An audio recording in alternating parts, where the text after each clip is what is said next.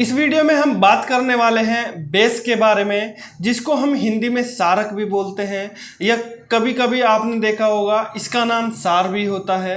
तो चलिएगा बात करते हैं सार के बारे में। बेसिकली जो आपके बेस होते हैं, बेस रेड लिटमस को ब्लू लिटमस में कन्वर्ट कर देते हैं और they are bitter in taste, यानी कि बेस आपके टेस्ट में कड़वे होते हैं। ये छूने पर सोपी होते हैं। दे आर सोपी टू टच, यानी कि छूने में आपके चिकने होते हैं। बेस मेटल के साथ रिएक्शन करने पर हाइड्रोजन गैस रिलीज करते हैं। Some bases are react with metals and release the hydrogen gas, like as sodium hydroxide reacts with metal and gives the sodium zincate and release the hydrogen gas। जब हम sodium hydroxide को किसी भी metal के साथ react करते हैं तो आपका सोडियम जिंकेट बनता है और हाइड्रोजन गैस रिलीज करता है।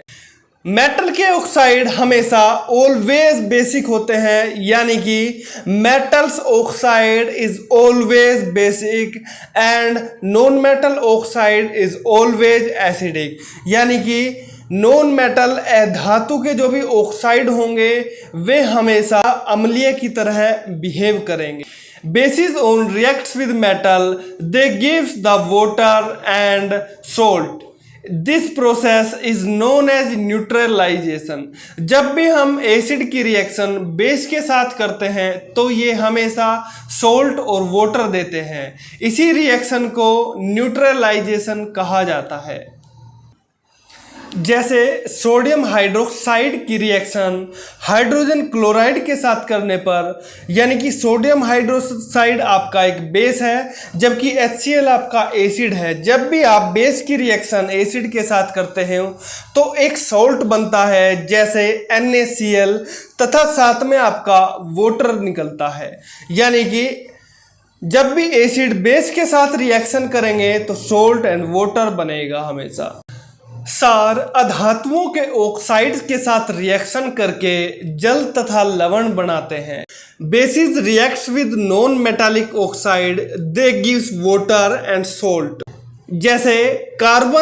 जैसे कैल्शियम हाइड्रोक्साइड जब भी कार्बन डाइऑक्साइड के साथ रिएक्ट करेगा तो हमेशा कैल्शियम कार्बोनेट और वाटर बनाएगा। कैल्शियम हाइड्रोक्साइड आपका एक बेस है और कार्बन डाइऑक्साइड आपका एक एसिड है।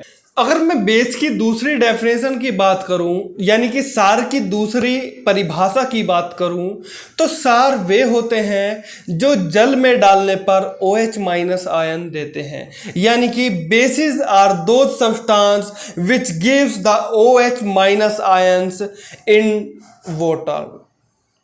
जैसे पोटेशियम हाइड्रोक्साइड को जल में डालने पर K+ और OH- में टूट जाता है, ऐसे ही आपका सोडियम हाइड्रोक्साइड जल में डालने पर Na+ और OH- आयन में टूट जाता है।